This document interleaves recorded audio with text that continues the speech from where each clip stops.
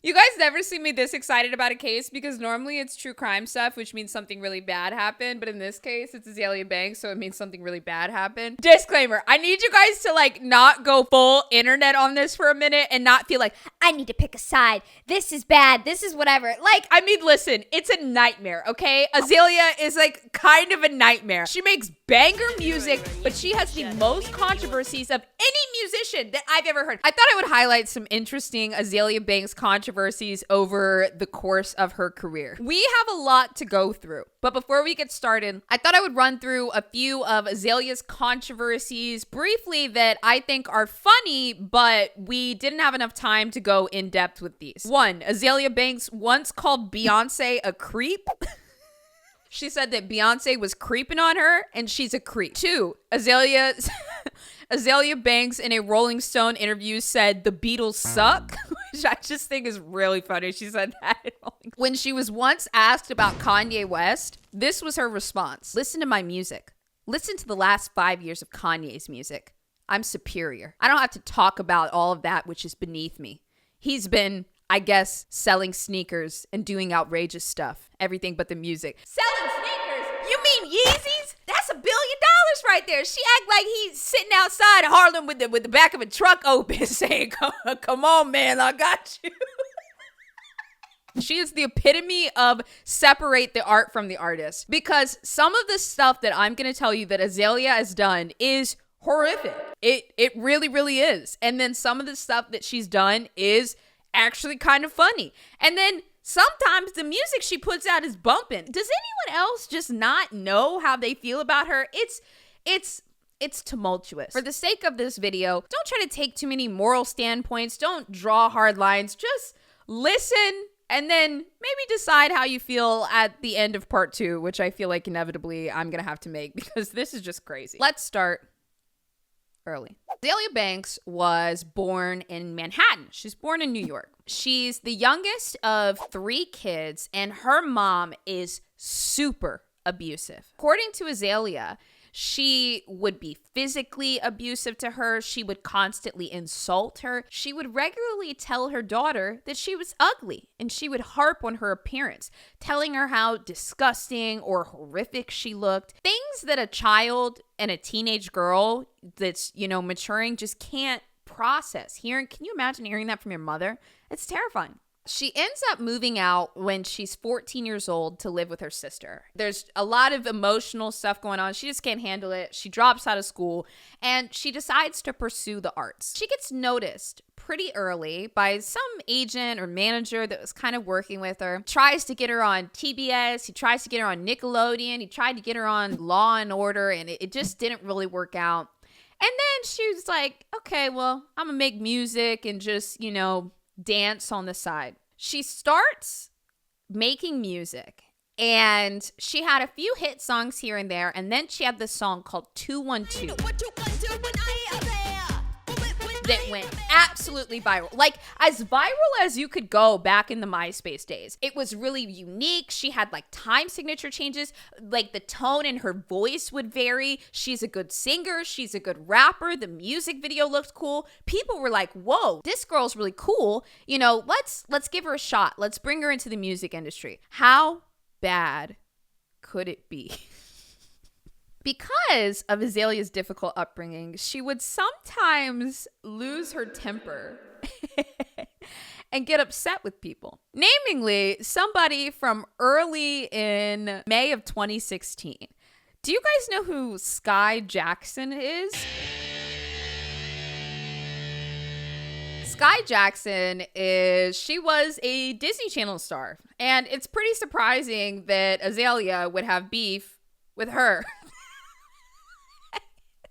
Azealia, a grown woman at the time, started beef online with Skai. Some of you guys might actually recognize her from this meme, which was super, super popular online. A lot of people use it as a Twitter reaction picture. Well, Azealia starts picking on her, and this strange Twitter beef ensues. Skai tweeted, Azealia Banks needs to simmer down a little. And Azealia responded and said, and you need to grow some hips and start your menses. Stay in a child's place.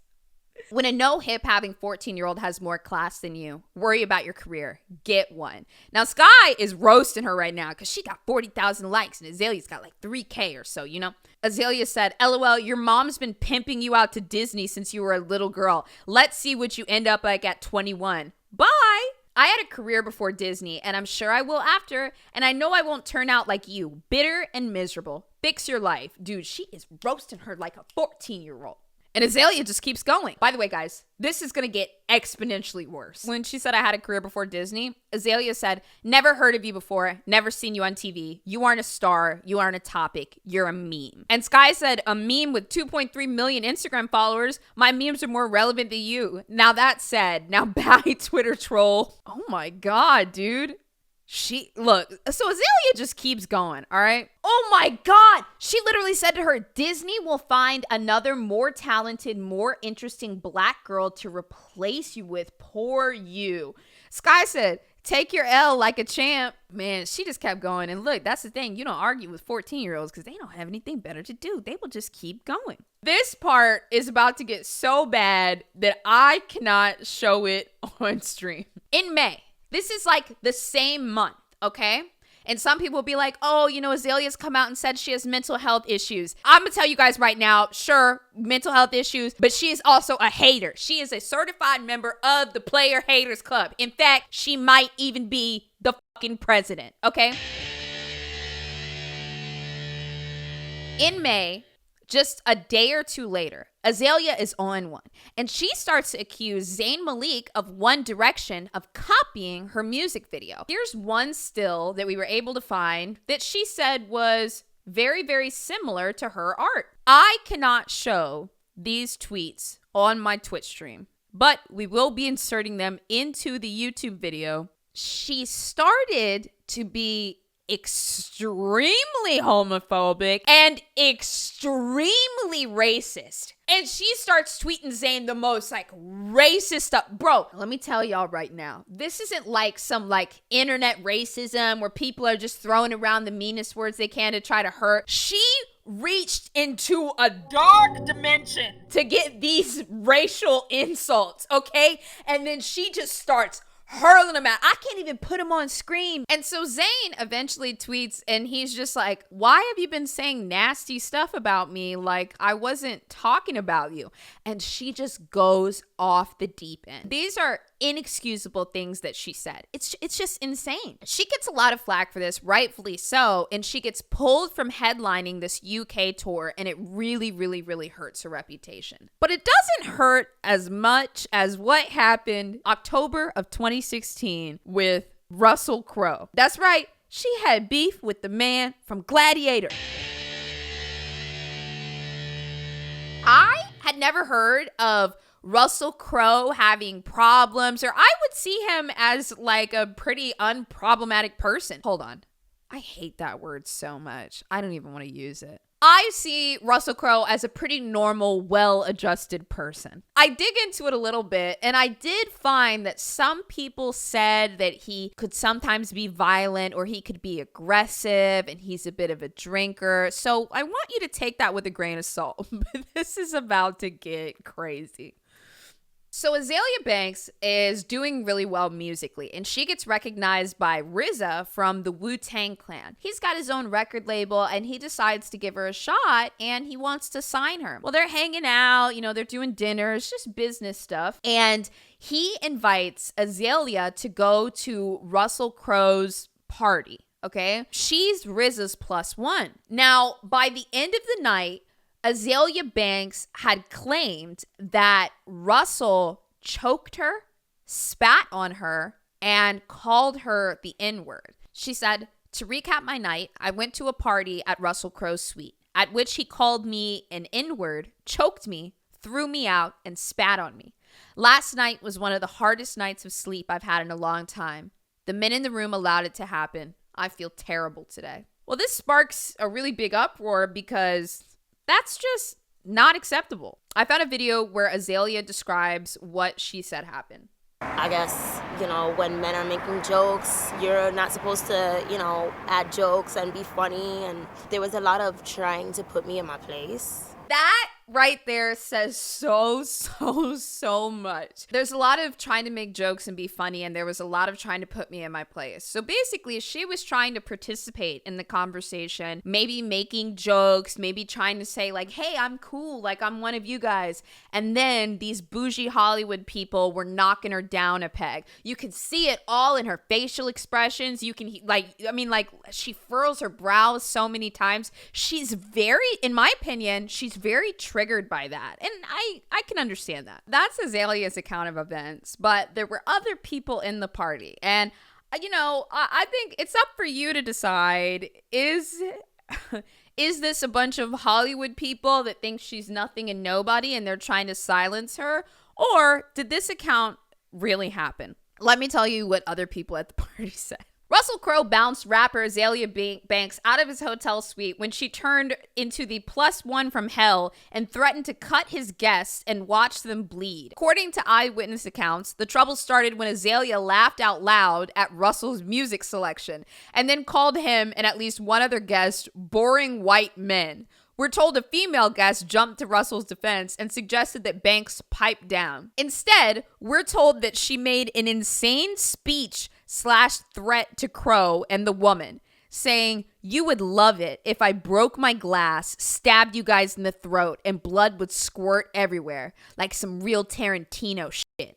Then for good measure, witnesses say she dropped a few N-bombs, yet Crowe remained surprisingly calm. We're told that Azealia reached for her glass, cocked it back, and that's when Russell had enough. He grabbed her in a bear hug and carried her out of the suite. We're told at least 4 of the guests/witnesses gave statements during the investigation, and all 4 used the word erratic to describe Azalea's behavior. For the record, we're told even RZA said that she used the N-word, not Russell. I just feel like that doesn't sound like something Azealia would say. Also, after all of that, Azealia pressed charges, but the case was thrown out by a judge after they took all of the witness statements. So, you decide. Continuing our series of surprising guests in the Azealia Banks controversy, do you guys remember a little running mate named Sarah Palin?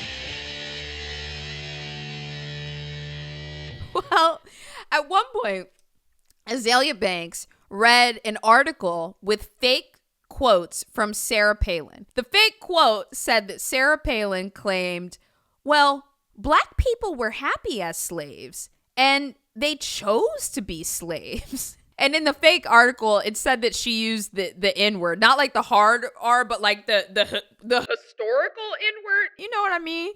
Like that's basically what they said she said. Now, it wasn't a real article. It wasn't. It was basically on a news website that's kind of like The Onion. This is what she tweeted to Sarah Palin after she read the fake quotes. Honestly, let's find the biggest, burliest, blackest historical N-word and let them run a train on her, film it, and put it on World Star. Azealia also said, at least suck an N-word dick or something before you start talking about black people willingly accepting slavery.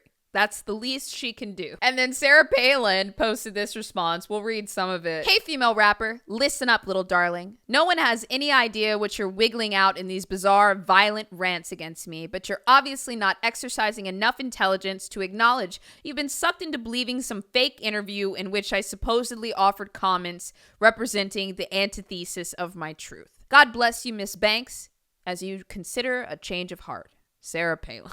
In 2014, this was a while ago, Eminem wrote a lyric about Lana Del Rey. It said, "Bitch, I'll punch Lana Del Rey right in the face twice, like Ray Rice in broad daylight, in the plain sight of the elevator's surveillance." Azealia Banks and Lana Del Rey, at the time, were friends, okay? So immediately, Azealia jumps to Lana's defense when she reads this rap lyric. And Azealia tweets to Lana, "Tell Eminem to go back to his trailer park and eat his microwave Hot Pocket dinner and suck on his sister's titties."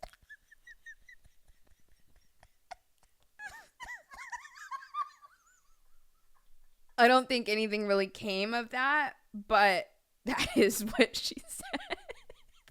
Lana and Azealia were friends for a very long time. Like Lana, they kind of were coming up in the same like sphere, different genres of music, but people looking for unique, interesting things from like lesser known artists at the time. So they were really coming up at the same time. They become friends, but eventually Lana Del Rey made statements speaking out against Kanye and some of his political decisions a while back. So eventually, Azealia tweets her in defense of Kanye, and Azealia says, wow, okay, Lana, this would be cute if you were consistent with your outrage and refused to collab with A$AP Rocky, who has physically assaulted women too. To me, this just looks like the typical white woman taking a weekend target to pretend to be an ally. For context, Lana made a really long public comment on Kanye's Instagram, basically speaking out against him. Azealia goes on this really long rant, if you want to pause to read, and Lana responds. So Lana tweets Azealia and says, you know the Addy, pull up anytime, say it to my face, but if I were you, I wouldn't. Lana really said that. And then she tweeted again, I won't not fuck you the fuck up, period. Banks, you could have been the greatest female rapper alive, but you blew it. Don't take it out on the only person who had your back. I'll send you my surgeon's number and a good psychiatrist I know in LA. Your psych meds aren't working. And then Azealia tweets her and says, ooh, should I call my attorney since you threatened me? And Lana tweeted back and said, tell him it's a promise, not a threat. Like, dude, these are real. She said, I'm done with your ass. Like, they were friends for a while. And she said, I'm done. I'm just gonna warn you guys. This one's aggressive. Azealia Banks also had beef with Lizzo.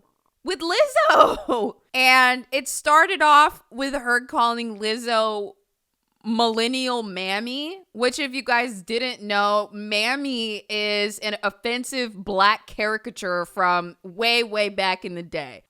So her calling her millennial mammy is just crazy. She literally, I can't believe I'm saying this, she went live on it. I'm just telling you what happened.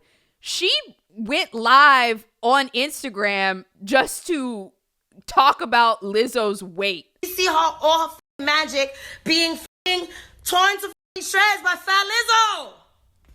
I hate you, Fat Lizzo. I hate you, girl.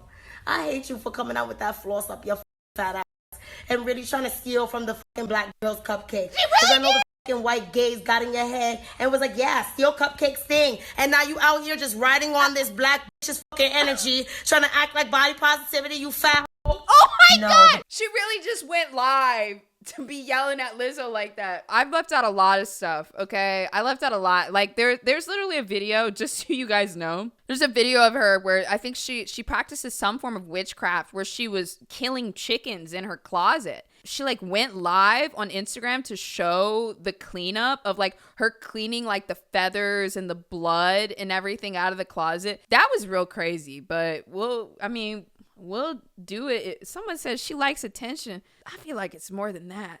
I like attention too, and I've never killed a chicken.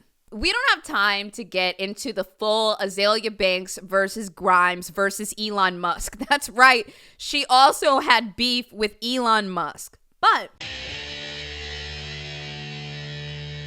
what happened was, a while back, Grimes was supposed to make a song with Azealia Banks. And I guess Azealia had come over to Grimes and Elon's house and they were hanging out. They were supposed to hang out and make music. But I guess Grimes wasn't home. So Azealia posted this on her story. Literally been sitting at Elon Musk's house alone for days, waiting for Grimes to show up and start these sessions. I have no idea when she's coming back.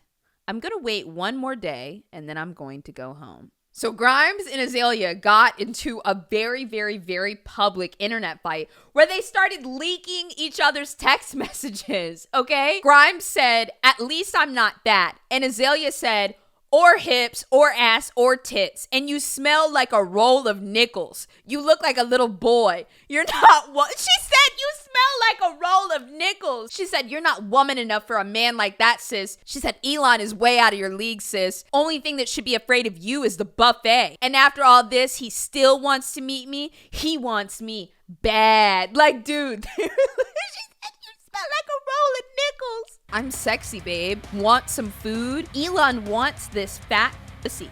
You need an IV and a tan. I need you guys to realize that this is going on at 4 a.m. and they're rapid texting. This is like instant messenger here. 417, 418. That's all I have. That's all I have for Azealia right now.